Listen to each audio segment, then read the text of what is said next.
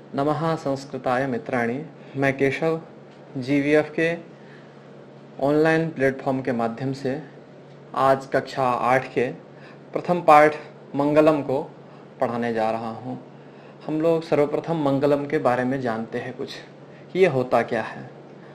भारतीय परंपरा में अगर हम लोग देखते हैं तो शास्त्रों में मंगलाचरण की परंपरा रही है, और जैसा कि आपके पाठ्य पुस्तक में भी लिखा हुआ है और आप अपने पाठ्य पुस्तक में देख सकते हैं कि आप यहाँ लिखा है कि भारत की प्राचीन परंपरा रही है कि मंगलाचरण किया जाता है किसी भी ग्रंथ को लिखने से पूर्व, यानी कि किसी भी शास्त्रीय बुक को लिखने से पूर्व। शास्त्रों में यहाँ तक मान्यता रही है कि 3 बार मंगल की मान्यता है, एक ग्रंथ के पूर्व में, एक ग्रंथ के आदि में, मध्य में और एक ग्रंथ के अंत में। यानी कि जब ग्रंथ प्रारंभ होता है तब भी मंगलाचरण का विधान है, जब ग्रंथ बीच में होता है तब भी मंगलाचरण का विधान है, और अंत में 3 जगहों पे मंगलाचरण का विधान है। तो सबसे पहले हम जानते हैं कि मंगलाचरण करते क्यों हैं, इसका कारण क्या है। तो देखो, सामान्य सी बात है कि जब हम किसी कार्य को प्रारंभ करते हैं तो हम चाहते हैं कि यह कार्य निर्विघ्नता पूर्वक संपन्न हो, इसमें किसी भी प्रकार की कोई विघ्न ना आए, इसलिए हम मंगलाचरण करते हैं। जैसे आप कभी एग्जाम देने जाते हो तो घर में अपने मम्मी पापा को प्रणाम करते हो। सामान्य शब्द में इसका संधि विच्छेद कर देंगे तो सामान्य शब्दों में समझे तो मंगल आचरण, यानी कि कुछ अच्छा आचरण करते हैं, ठीक है। और शास्त्रों में जिस इस प्रकार जो हुआ है उसमें मन में अपने गुरु की वंदना किया जाता है, कभी कभी ईश्वर की वंदना की जाती है, कोई अपने उपास्य जो भी आराध्य देव हैं उनकी वंदना करते हैं। और घर में जो व्यवहारिक रूप में हम मंगलाचरण को देखते हैं तो उसमें हम बच्चों अपने एग्जाम जब देने जाते हैं तो अपने मम्मी पापा का सबसे पहले पांव छूते हैं, या हमारी जो माताएं हैं, माँ है, माता जी हैं, वो हमें दही और चीनी खिला करके भेजती हैं। या फिर रास्ते में जो आप घर से जैसे निकले, रास्ते में कोई मंदिर पड़ा, वहां पे प्रणाम करते हैं। ये सारी चीजें मंगल आचरण के ही अंतर्गत आ जाती हैं। और भगवान से आप कामना क्या करते हैं कि हमारा जो एग्जाम है वह अच्छे तरह से संपन्न हो, इसमें किसी भी प्रकार का कोई विघ्न बाधा उत्पन्न न हो। सेम उसी प्रकार जिस प्रकार वह मंगल आचरण हम लोग करते हैं, उसी प्रकार सेम यहाँ भी मंगलाचरण है। यानी कि ग्रंथ की निर्विघ्नता पूर्वक समाप्ति के लिए जब हम ग्रंथ प्रारंभ करते हैं तो इस कामना से प्रारंभ करते हैं कि इसमें किसी भी प्रकार की कोई समस्या ना आए, कोई विघ्न बाधा ना उत्पन्न हो, इसलिए मंगलाचरण करते हैं। और आपके पाठ्य पुस्तक में प्रथम अध्याय जो है इसीलिए मंगलाचरण का रखा गया है, यानी कि भगवान का स्मरण करते हुए इस अध्याय में हम आगे बढ़ेंगे तो जो भी विघ्न बाधाएं आने वाले समयों में हैं, आने वाले पाठों में हैं, उनका नाश हो जाएगा। जैसे आपके घर में अगर कोई पूजा पाठ होता है, उसमें सबसे पहले भगवान गणेश की पूजा होती है। क्यों होती है? भगवान गणेश को कहा गया है विघ्न हर्ता, विघ्नों के हर्ता उनको माना गया है, ठीक है। उनके नाम मात्र से अमंगल का नाश हो जाता है। वैसे ही जो हम लोग यह पाठ प्रारंभ करने जा रहे हैं, इसमें सर्वप्रथम मंगलम के नाम से यह पाठ है और इसको हम लोग आज पढ़ेंगे। और जैसा आप जानते हो कि संस्कृत कठिन है, तो बिल्कुल भी कठिन नहीं है, बहुत सामान्य और सरल भाषा में मैं आपको बताऊंगा और आपको बिल्कुल भी चिंता नहीं करनी है, बस कंटिन्यू आपको बने रहना है। आप 2 से 4 क्लासों में आराम से संस्कृत के शब्दों के अर्थ को आप समझने लगोगे और आने वाले समयों में बोर्ड के एग्जाम में बिल्कुल भी संस्कृत में आपको दिक्कत नहीं होगा। अगर आप ध्यान दे दोगे तो फ्यूचर में संस्कृत को मेन स्ट्रीम लेकर के आप बढ़ सकते हो।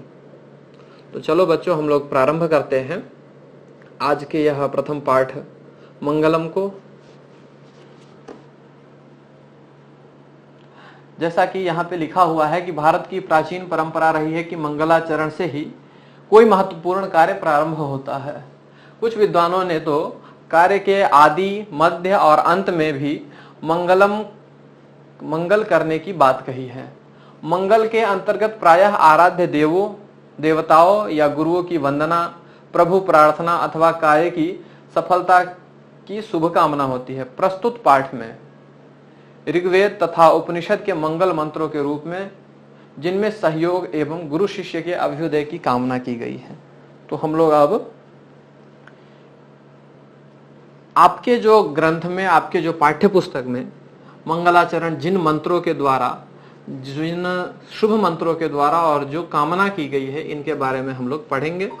और इसमें सर्वप्रथम इन मंत्रों के सही से उच्चारण को देखेंगे, ठीक है। उसके बाद हम इनके अर्थों को भी जानेंगे, भावार्थों को भी समझेंगे और आगे जो अभ्यास प्रश्न है सारे करेंगे।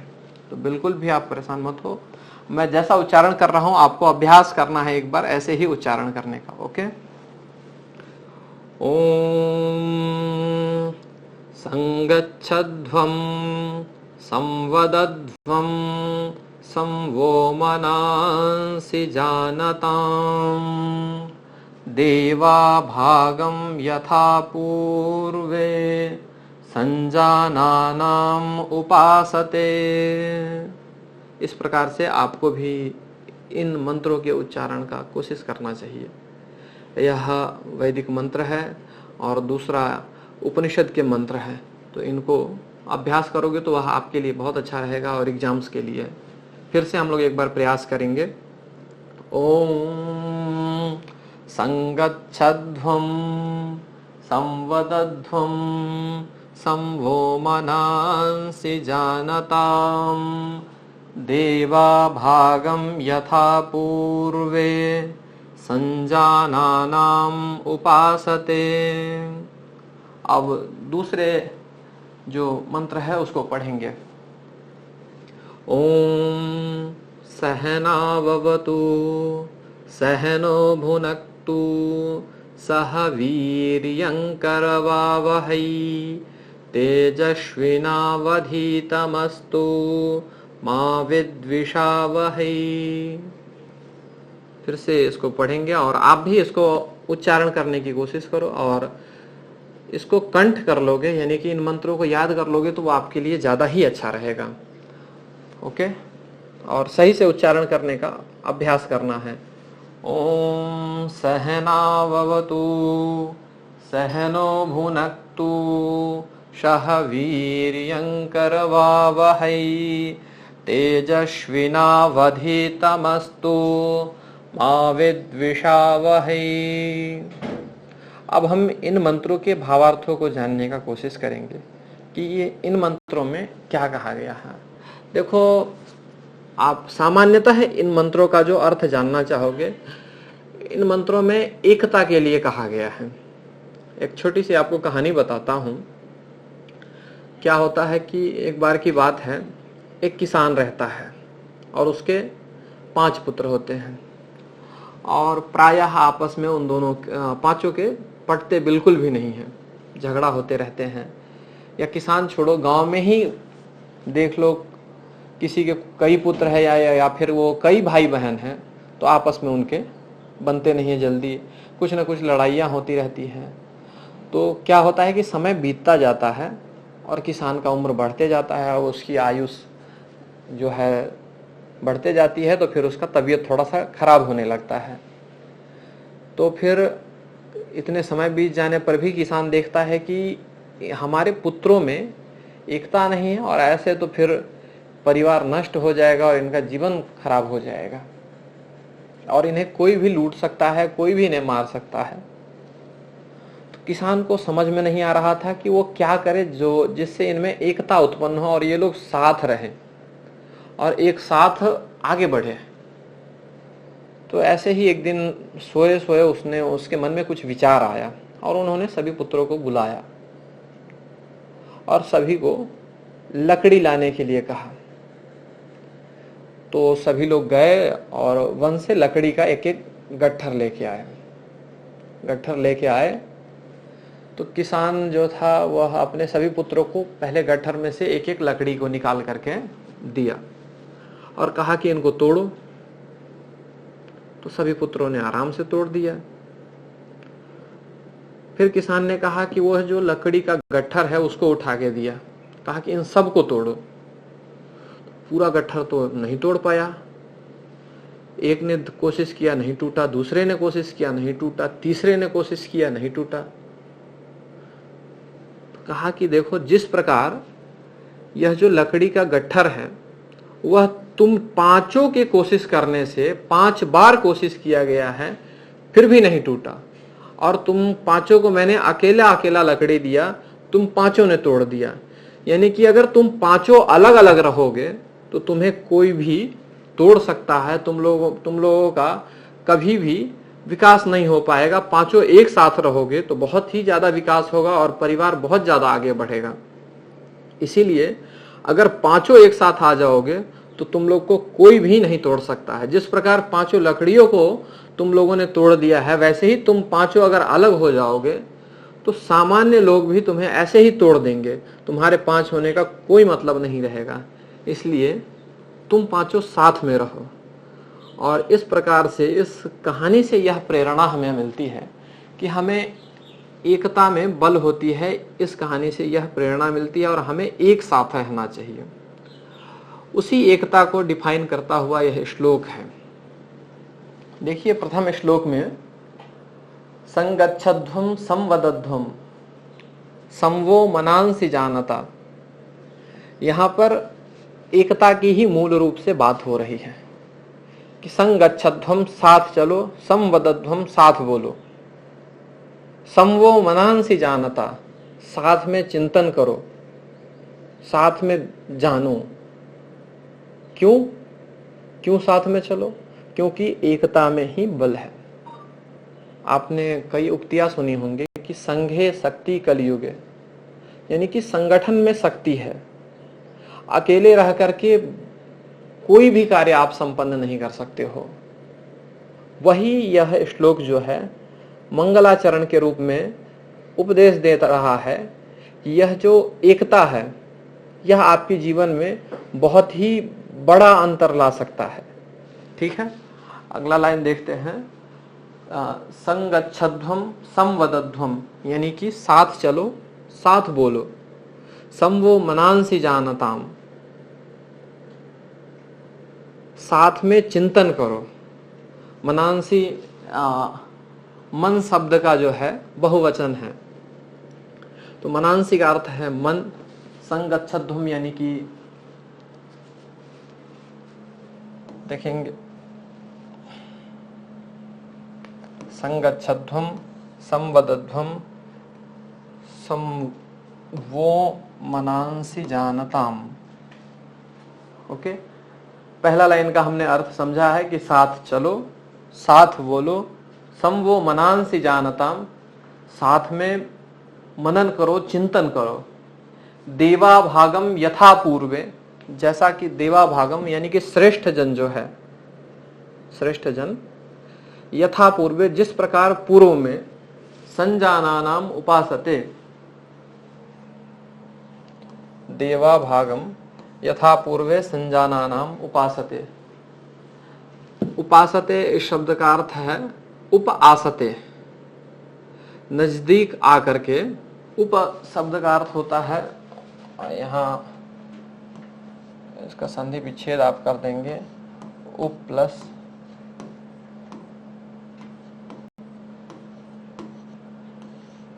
यहाँ संधि कर देंगे तो उपासते शब्द बन रहा है। संजानाना उपासते, साथ चलते हुए साथ जानना है हमें, साथ बैठना है, साथ आगे बढ़ना है और साथ ही साथ जीवन में हम लोगों को बढ़ना है।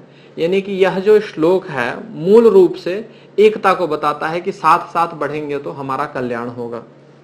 आगे के श्लोक को देखते हैं कि सहनाववतु। सह शब्द का भी अर्थ होता है साथ, ठीक है। नाववतु,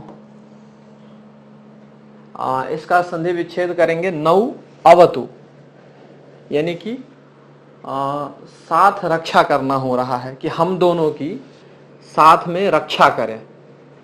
यहां पर भी क्या बात हो रहा है कि साथ साथ चलने का। आगे देखेंगे कि सह नौ भुनक्तु, यानी कि हम साथ साथ भोजन करें या भोग करें जीवन का। आगे देखेंगे कि सह वीर्यम करवावहै, साथ साथ में बलवान बने, वीरता आए, हम सभी के जो ओज है तेजस्विता प्राप्त करें हम सब। तेजस्विनः अधीतमस्तु मा विद्विषावहै, तेजस्विनावधीतमस्तु मा विद्विषावहै, यानी कि हम लोग विद्वेष एक दूसरे से नहीं करें। विद्वेष हम लोग एक दूसरे से बिल्कुल भी ना करें।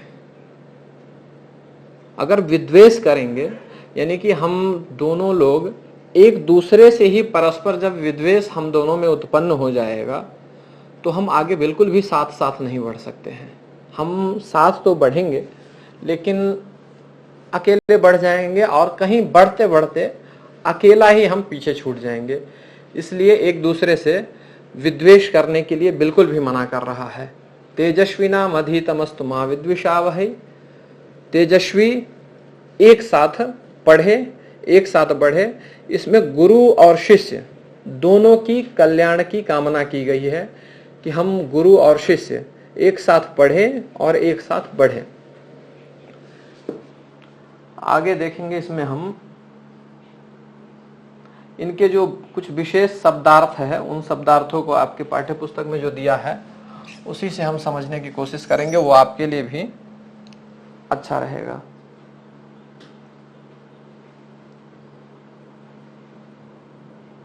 देखिए, सामान्यतया यहां भी वही है, एकता के रूप में ही उन अर्थों को बताया जा रहा है। जैसा कि आपने पढ़ा है कि संगच्छध्वम, संगच्छध्वम जिसका अर्थ आपके है संगच्छध्वम, तुम लोग साथ चलो। यहां पर भी किन चीजों की बात की जा रही है, यानी कि साथ साथ बढ़ने की बात की जा रही है। जीवन में आप साथ साथ चलोगे तो आपके लिए कहीं पर भी ऐसा नहीं आपको महसूस होगा कि हम अकेले हैं। जब कोई विपत्ति आ जाएगा तो जो आपका मित्र है वह आपका यदि साथी है, आप उसके साथ हो, तो विपत्ति में मित्र ही आपकी सहायता कर सकता है और कोई भी नहीं कर सकता है। इसीलिए शास्त्रों ने कहा है, वेदों ने कहा है, उपनिषदों ने कहा है कि हम साथ चले। संगच्छध्वम संवदध्वम, क्या उपदेश दे रहा है वेद हमें कि तुम साथ चलो, तुम साथ बोलो। यानी कि यहां तक कि साथ साथ का इतना ज्यादा महत्व बताया जा रहा है कि चलना भी है तो साथ में ही चलो, बोलना भी है तो साथ में बोलो। अगर कोई व्यक्ति कमजोर है तो उसके हक के लिए आपको बोलना चाहिए, ऐसा शास्त्रों ने हमें बताया है कि संवदध्वम। आप बोल सकते हो कि कुछ गरीब है, कुछ असहाय है, कुछ पीड़ित हैं, कुछ वंचित लोग हैं, तो उनके लिए भी यह जो आपका मंत्र है वह उपदेश के रूप में काम करेगा कि तुम साथ बोलो। वो इस शब्द का अर्थ है तुम्हारे। इन शब्दों को, शब्दार्थों को आप नोट करते रहिए। मनांसी, मन शब्द का ही बहुवचनांत है, जैसा कि आप देख ही रहे हो। समजानताम, एक साथ चिंतन करें। आपने पढ़ा ही है कि संजानानाम उपासते, यहाँ पे संजानताम शब्द है, उसका अर्थ दे दिया है कि एक साथ चिंतन करें। देवाह, यानी कि जो श्रेष्ठ पुरुष है, देवाह का अर्थ है कि यानी कि जो श्रेष्ठ है। श्रेष्ठ कौन होते हैं?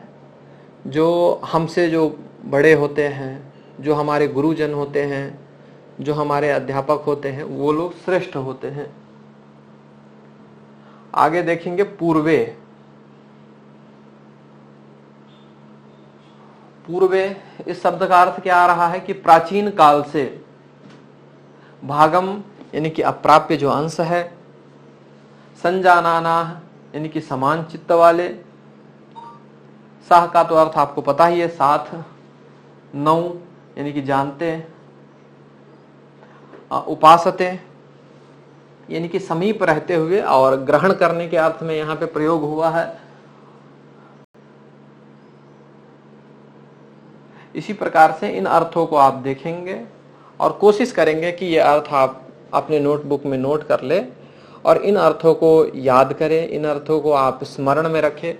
जब कभी परीक्षा आए तो उन समयों में इन अर्थों का प्रयोग आप वहाँ कर लें।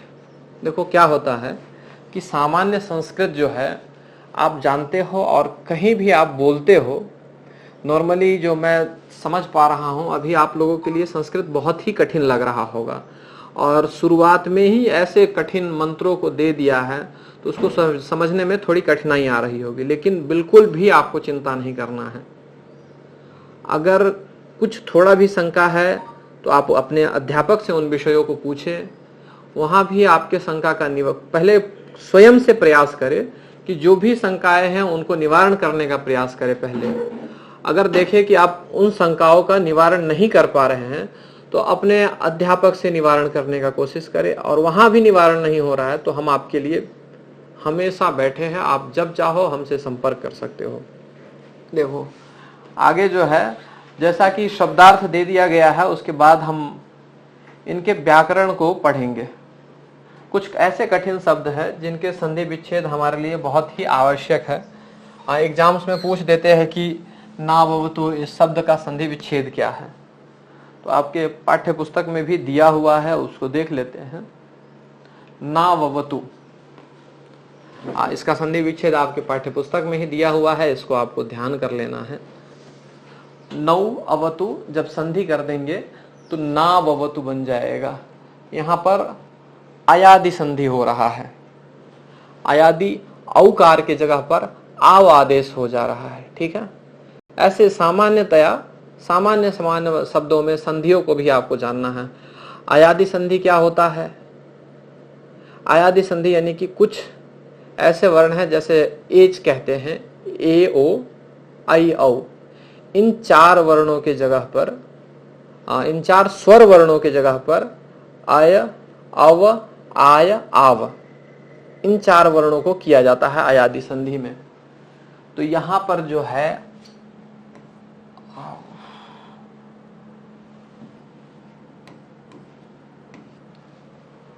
ये चारों जो है अयादि संधि के, इनके जगह पर अय अव आय आव आदेश किए जाते हैं अयादि संधि में। जैसे देखो यहां पर अयादि संधि का कौन सा चिन्ह हमें मिल रहा है, स्वर वर्ण मिल रहा है जिसके जगह पर आव हो रहा है। तो यहां देखेंगे ए के जगह पर क्या हो रहा है, अय, ओ के जगह पर क्या हो रहा है, अव, यहां पर क्या हो रहा है, यहां पर हो रहा है आय, यहां हो रहा है आव।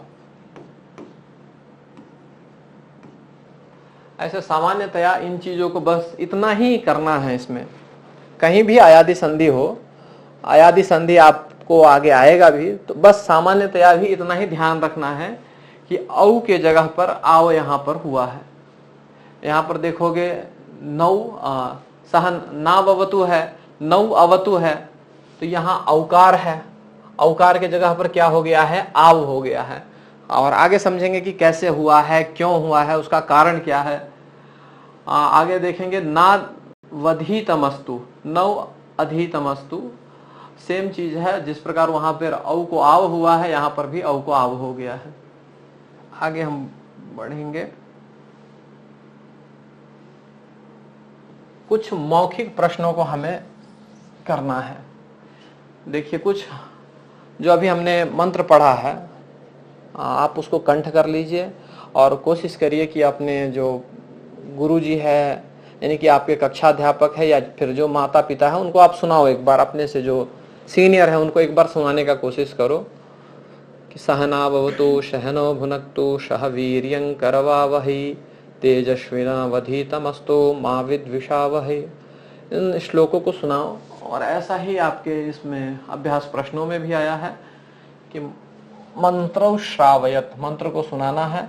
स्वस्मरणेन कंचित मंगल श्लोकम श्रावयत, आपको जो कोई मंगल श्लोक याद है तो उनको सुनाना है यहाँ पर।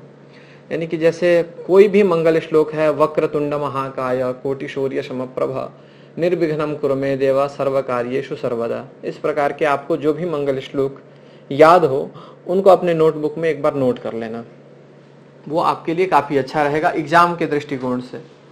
आगे देखेंगे उच्चैः गायत, यानी कह रहा है कि उच्च स्वर में गाना है आपको। एक श्लोक दे रखा है, मंगलम भगवान विष्णु मंगलम गरुड़ध्वजा मंगलम पुंडरीकाक्ष मंगलायतनो हरिः। बेसिकली मैंने बताया कि जो मंगल है वह मंगल क्यों किया जाता है, मंगल का कारण क्या है, मंगल करने का, मंगलाचरण का जो विधान है भारतीय शास्त्रों में वह क्यों है, और यह मंगल यहां पर पूर्व में ही क्यों किया गया है। तो यहां पर हम देखते हैं मंगल शब्द को और आचरण शब्द को मिला करके मंगलाचरण बना हुआ है। तो सामान्य व्यवहार में हमने बताया ही है आपको पूर्व में कि जो अच्छा आचरण होता है उसको मंगलाचरण कहते हैं। जैसे आप एग्जाम देने जाते हो तो मम्मी आपको दही खिला देती है, आप मम्मी को नमस्ते करते हो, जो भी आपसे श्रेष्ठ जन है उनको नमस्ते करते हो, तो ये सब अच्छे आचरण कहे जाते हैं, यानी कि मंगल आचरण।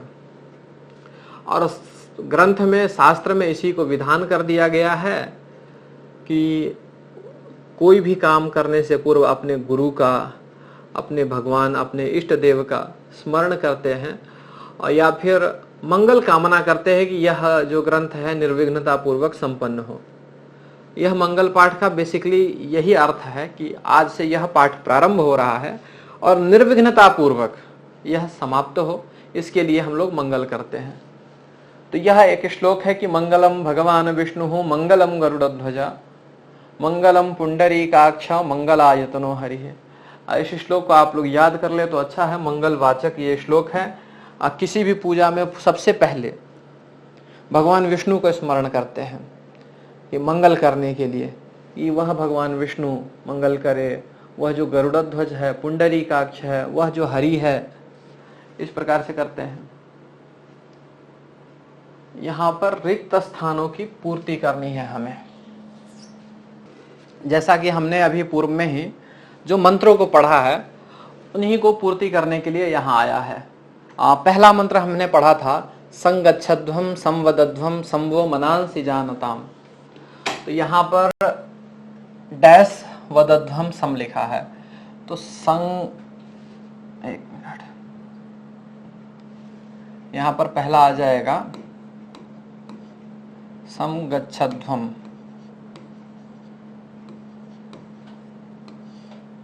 संगच्छध्वम, संवदध्वम, सम वो मनांसि। संगच्छध्वम संवदध्वम संवो मनांसि जानताम देवा भागम। आगे स्वयं से भी आप कोशिश करना कि खुद से ही हम कर ले इन चीजों को, बहुत सामान्य चीज है, जो मंत्र है वही पूर्ण है। यहाँ पर देवा भागम, यहाँ शब्द आ जाएगा यथा पूर्वे, देवा भागम यथा पूर्वे संजानानाम उपासते।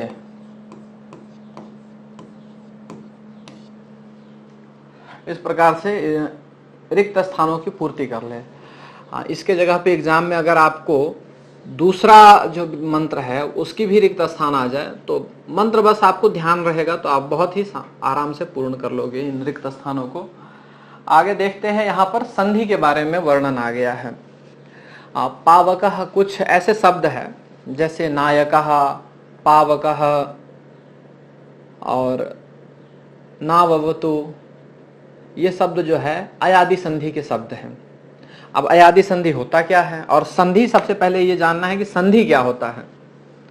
तो इसके लिए हम बच्चों कुछ बेसिक चीजें आपको बता रहा हूं। अयादि संधि में होता क्या है, सबसे पहले तो संधि जो है दो वर्णों के बीच में होती है और दो वर्ण मिलकर के शब्द बन जाते हैं। फिर वहां पे क्या होता है इसमें कि जो प्रथम शब्द है उसका अंतिम वर्ण होना चाहिए और द्वितीय शब्द है उसका आदि वर्ण होना चाहिए। यानी कि जो पहला शब्द है, संधि कहीं भी होता रहेगा तो आप देखोगे कि लिखा रहता है प, जैसे यहीं पे आप उदाहरण के रूप में देख लो, पौधन अकह लिखा हुआ है। तो यहाँ पर पौ एक शब्द हो गया, अकह एक शब्द हो गया। तो इनमें यहाँ का जो अंतिम मात्रा है औकार और यहाँ का जो प्रथम वर्ण है अकार, इनमें इनके बीच में हम संधि करेंगे और इनको मिला करके एक शब्द बनाएंगे। ठीक है, कुछ शब्द यहाँ पर दिया गया है, उसका संधि विच्छेद करना है।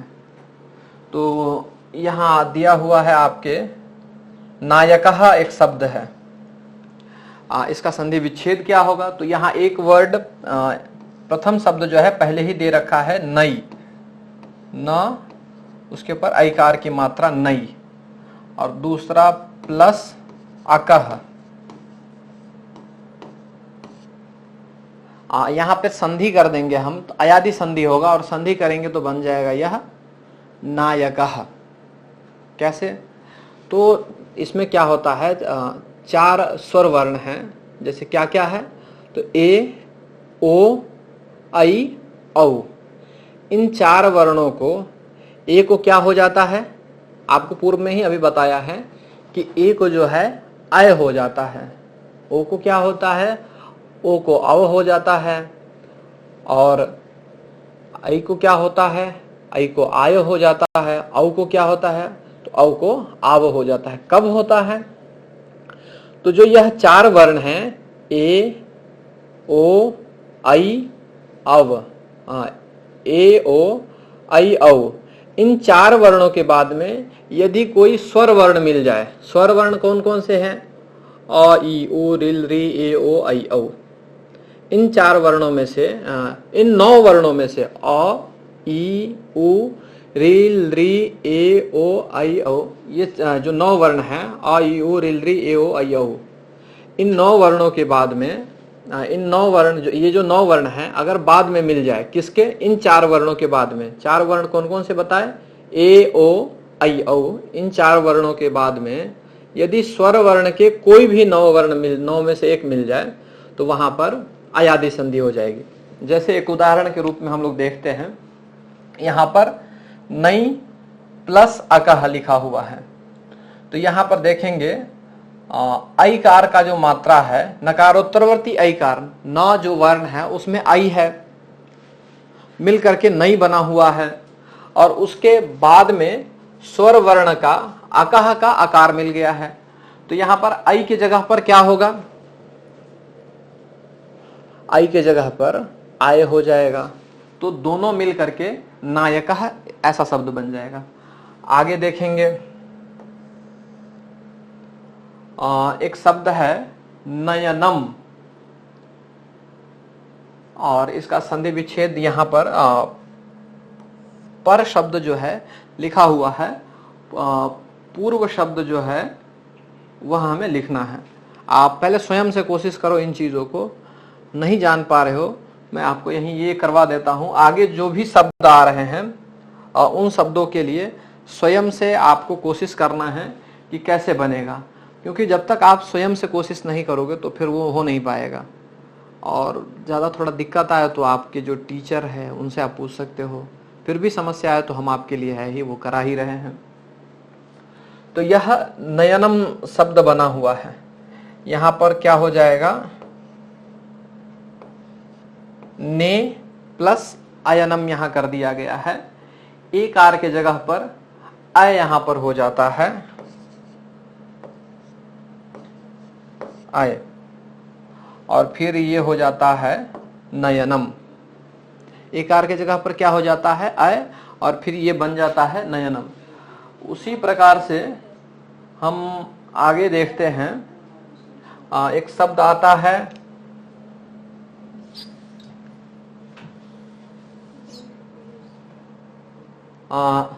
नाविकः, पवनः, भवनम। यहां लिखा है भवनम, भो प्लस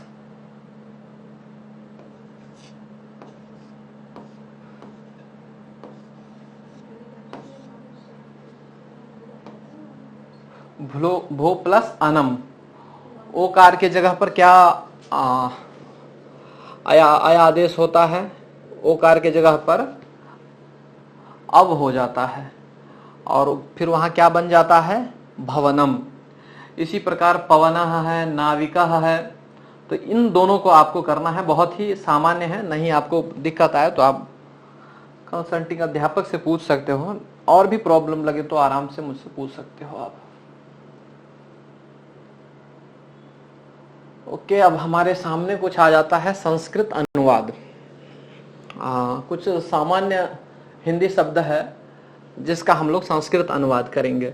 और अनुवाद आपको बहुत ही जरूरी है आपके लिए सीखना, क्योंकि अनुवाद सामान्यतः हमें आना चाहिए।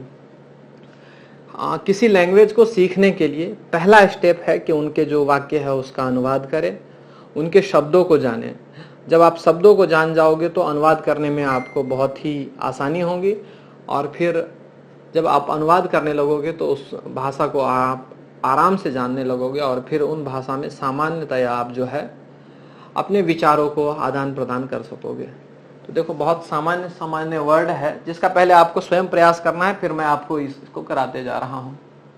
लिखा है, वह प्रतिदिन विद्यालय जाता है। इसका हम लोग अनुवाद करेंगे।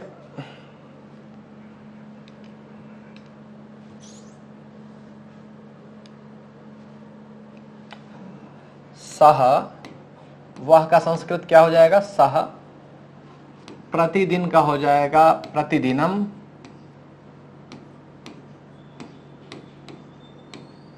सह प्रतिदिनम विद्यालयम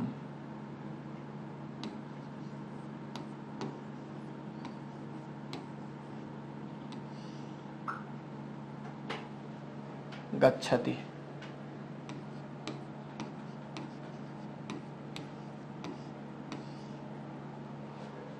सह प्रतिदिनम विद्यालयम गच्छति, मेरे साथ तुम भी जाओगे। इसी प्रकार है, सभी सुखी हो, बहुत सामान्य है, सर्वे भवन्तु सुखिनः। संसार ही परिवार है, वसुधैव कुटुंबकम। दिल्ली भारत की राजधानी है, दिल्ली भारतस्य राजधानी अस्ति। तो आप सामान्यतया कर सकते हो ऐसे। अगर कोई दिक्कत लगता है तो एक बार आप कंसल्ट कर सकते हो, बाकी मैं कोशिश करता हूं कि कुछ बना दूं आपके लिए। संसार ही परिवार है। एक बहुत ही प्रसिद्ध श्लोक भी है, अयम निजः परो वेत्ति गणना लघुचेतसाम उदार चरिता नाम तो वसुधैव कुटुंबकम। संसार ही परिवार है, यानी कि यह मेरा है, यह तुम्हारा है। अयम और निज के भेद से ऊपर उठ करके तो संपूर्ण संसार ही परिवार है। वसुधैव, वसुधैव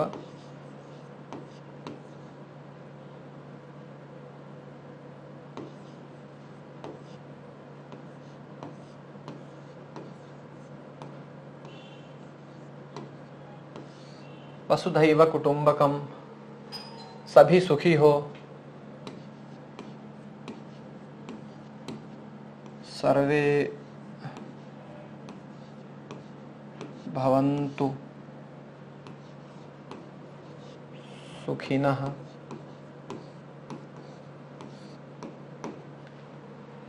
दिल्ली भारत की राजधानी है, दिल्ली भारतस्य राजधानी अस्ति। अब मेरे साथ तुम भी जाओगे, बहुत आसान है, आप कर लेंगे स्वयं से ही।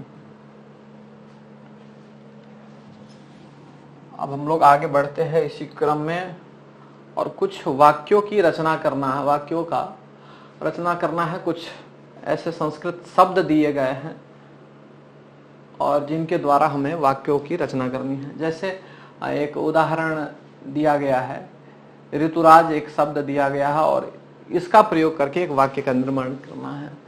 यहाँ देखिए दिया है, वसंतः ऋतुराजः कथ्यते।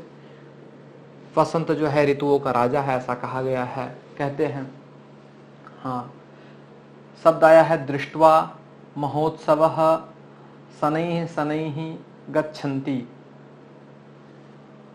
अब यहाँ से अब एक एक वाक्य हम लोग बनाना शुरू करते हैं। वेदेषु, यहाँ पर क्या करेंगे हम लोग, वेदेषु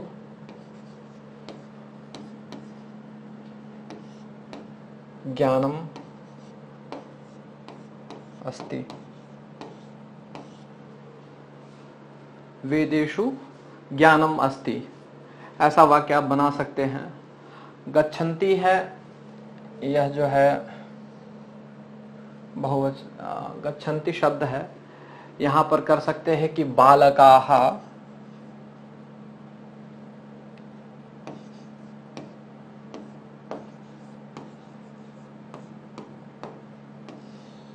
गच्छन्ति,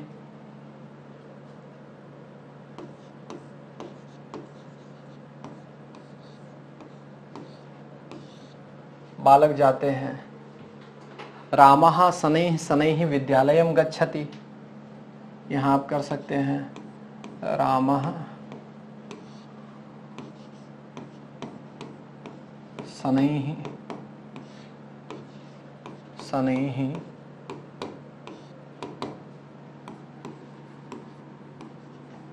विद्यालयं गच्छति।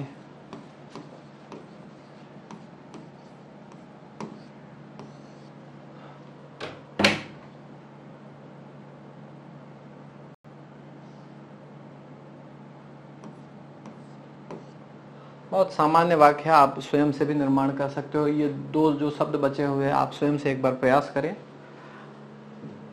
अब आगे बढ़ते हैं, इसी क्रम में हम लोग कुछ उदाहरण आपको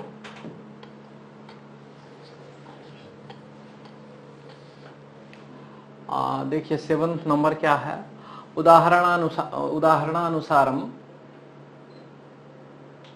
पद्यानि पृथक कुरु। संधि विच्छेद करना है। यहाँ पर क्या लिखा हुआ है, सर्वेषामेव, इसका यहाँ पे उदाहरण के रूप में एक दिया है कि सर्वेषाम एव। यहाँ पर एक शब्द दिया है, यह सही से दिख नहीं रहा है, आप अपने पाठ्य पुस्तक में देखोगे अधीतमस्तु एक शब्द है लेकिन थोड़ा सा ब्लर हो गया है, आपके पाठ्य पुस्तक में लिखा हुआ है। इसका संधि विच्छेद हम लोग करेंगे, अधीतम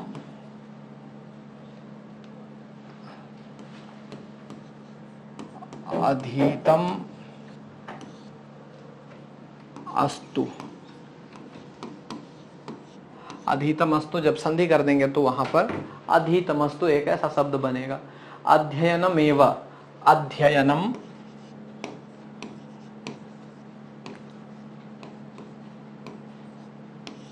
एव, यह शब्द बन गया अध्ययनम एव। वर्षम अस्ति, वो खुद से थोड़ा आप प्रयास करोगे, वर्षम अस्ति, वर्षम अस्ति कर दोगे तो संधि कर दोगे, वर्षम अस्ति वर्षम अस्ति हो जाएगा। समुद्रम इव, समुद्रम इव समुद्रम इव बन जाएगा।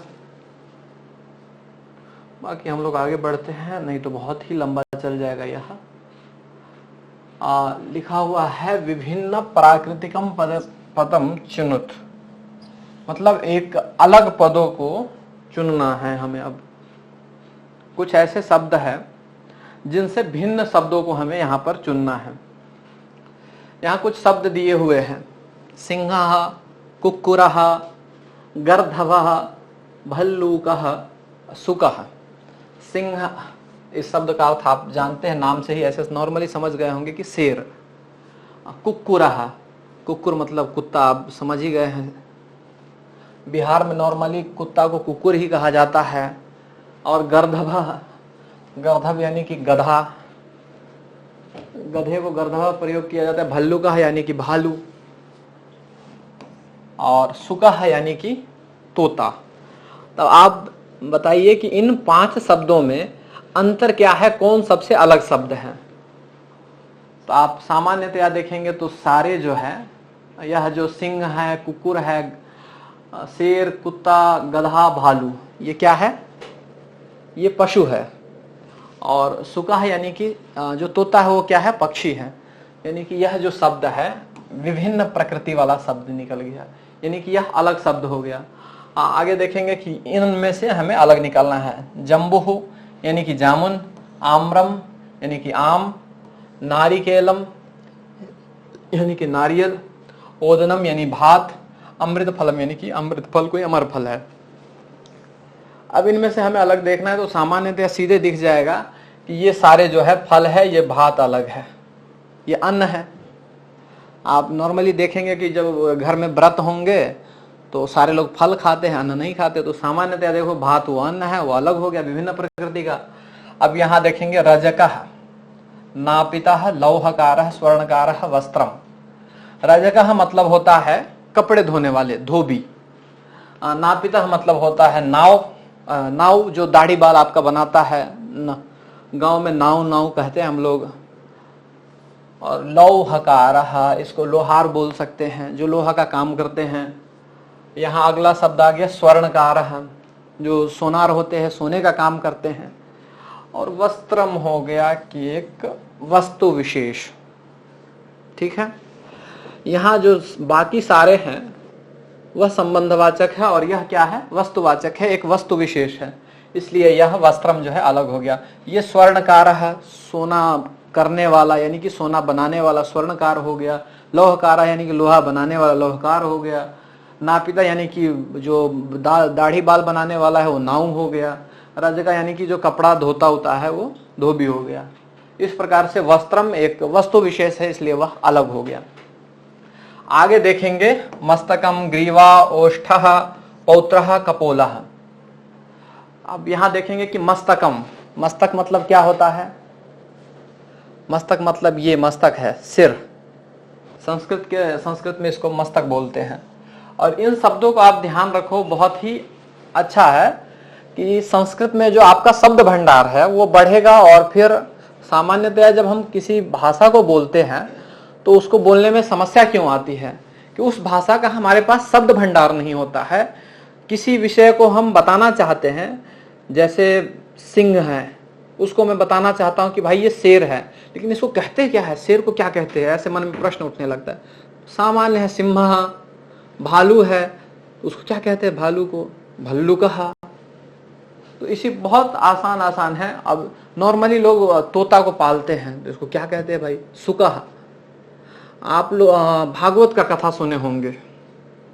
भागवत का कथा कहने वाले जो है एक सुखदेव थे, उसमें सुखदेव का वर्णन मिलता है। तो वही सुकह यानी कि तोता। आगे जो शब्द देखेंगे मस्तकम, मस्तक मतलब सर हो गया। ग्रीवा कंधा, ये कंठ हो गया, सॉरी। ओष्ठ यानी कि ओष्ठ आप जान ही रहे, ओष्ठ। पौत्रः यानी कि पोता, जो होता है बाबा पोता जो होता है, वैसे पोता वो हो गया, संबंधवाची है। कपोलः, ये गाल हो गया, उसको कपोल बोल दिए। यानी कि ये जो सारे जो है अंग विशेष के नाम हैं, और पौत्र जो है वह संबंधवाची हो गया, इसलिए इनमें से यह भिन्न हो गया। इस कारण से यह भिन्न प्रकृति का शब्द हो गया।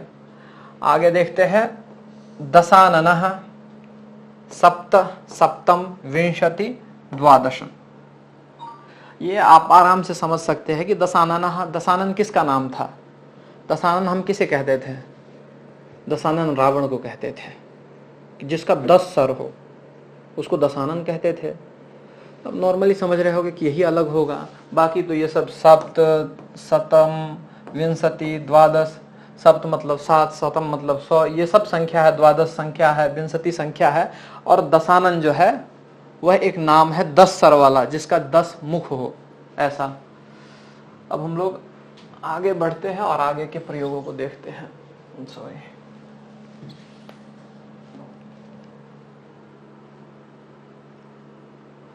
आगे क्या लिखा हुआ है कि कोष्ठे दत्तानाम लट रूपाणाम लंग रूपाणी एक वचने लिखत।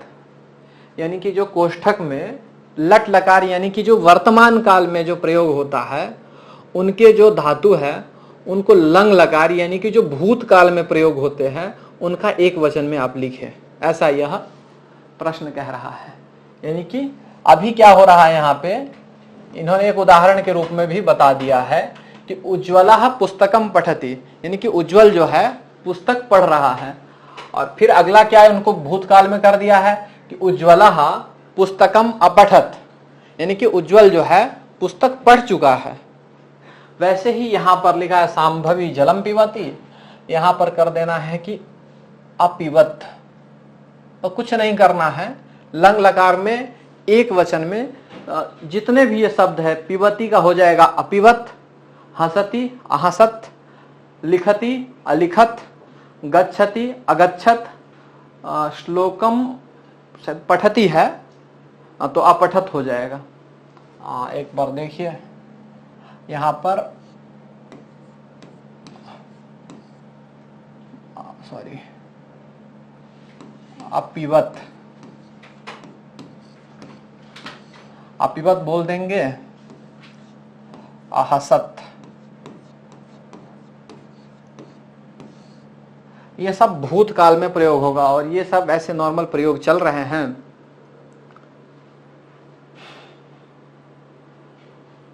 अनुष्का श्लोकम वदति, अच्छा, श्लोकम वदति यहां पर हो जाएगा अवदत।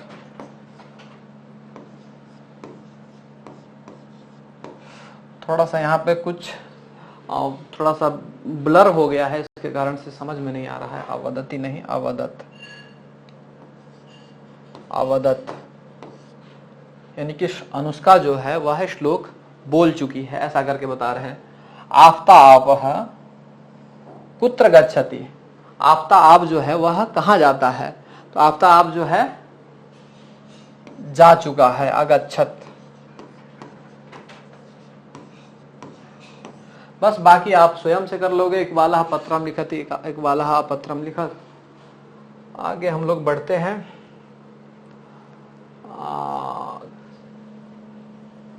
क्या है ये, भवति विद्यालयस्य भवति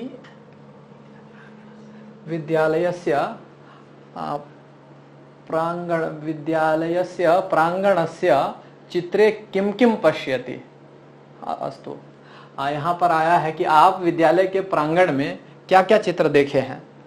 तो वैसे ही अहम चित्रे एकम वृक्षम पश्यामि, यानी कि आप कह सकते हो आप विद्यालय में क्या क्या देखते हो। तो मैं विद्यालय में, अहम विद्यालय वृक्षम पश्यामि, अहम विद्यालय पुस्तकालयम पश्यामि, अहम विद्यालय अध्ययनम करोमि, अहम विद्यालय अध्यापकम पश्यामि।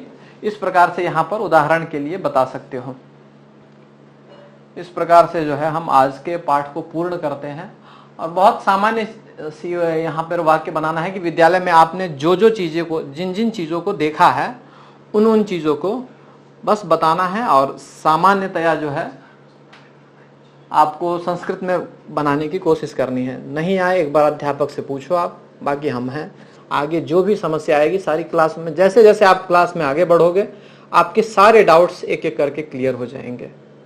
बाकी हम आपके साथ हैं, जीवीएम आपके साथ है, जीवीएफ आपके साथ हमेशा है। और आगे बढ़िए, आपका भविष्य बेहतर हो, आपका कल्याण हो। सर्वे भवन्तु सुखिनः, सर्वे सन्तु निरामया, सर्वे भद्राणि पश्यन्तु, मा कश्चित् दुःख भाग् भवेत्। धन्यवाद, बहुत बहुत धन्यवाद।